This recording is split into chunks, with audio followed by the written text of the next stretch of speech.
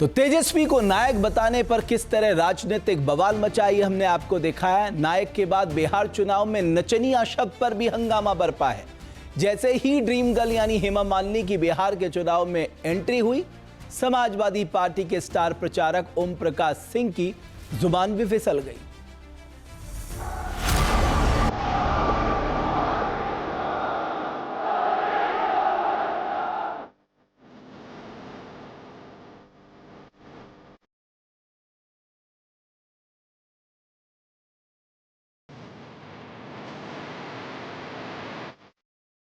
बिहार चुनाव में बॉलीवुड के बसंती की एंट्री, और ये पहला मौका नहीं है जब बिहार में चुनाव हो और हेमा मालिनी का नाम सामने ना आए। बिहार के हर चुनाव में ड्रीम गर्ल की एंट्री क्यों?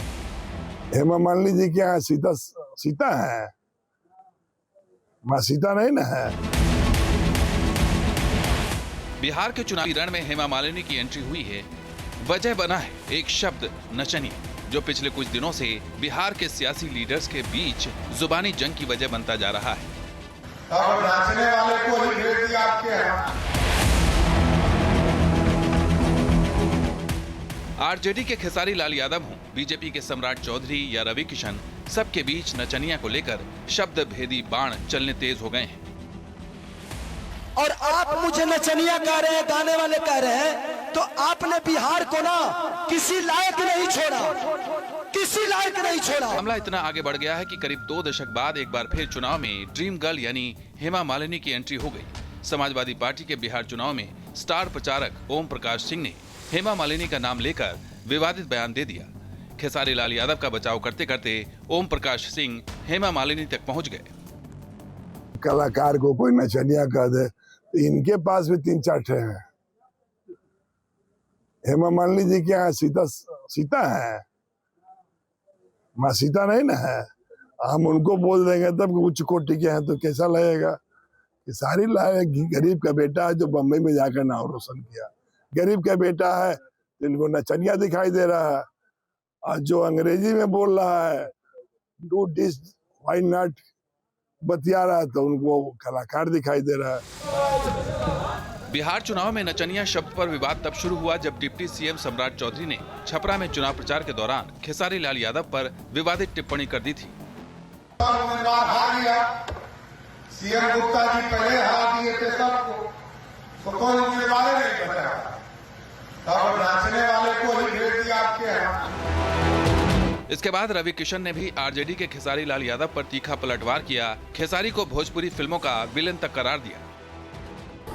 हम राष्ट्रीय पुरस्कार दिलवा के चले थे, इन लोगों को मशाल दिए थे और हम थोड़ा सदन में गए। हम सदन में क्या चले गए, इन लोगों ने भोजपुरी को भेज दिया।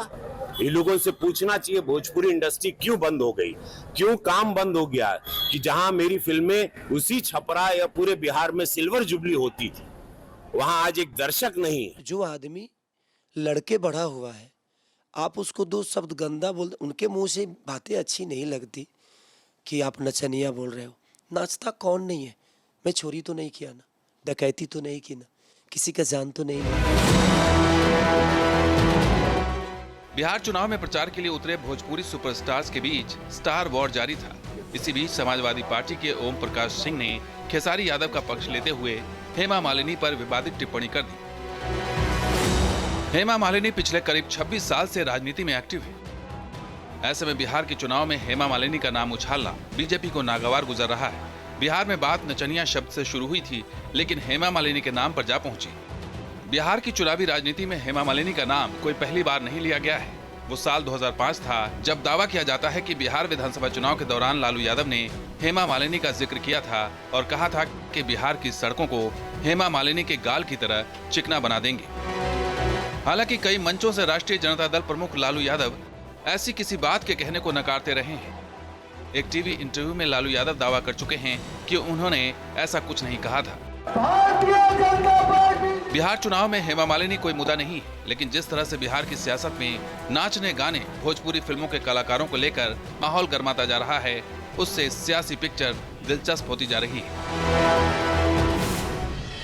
जहां भक्ति है हर शब्द में, कथाओं में छिपे हैं दिव्य रहस्य और ज्योतिष देता है जीवन को दिशा। धर्म से जुड़ी हर बातों को जानने के लिए हमारे चैनल स्तुति को सब्सक्राइब करें। चैनल पर जाने के लिए इस लिंक पर क्लिक करें।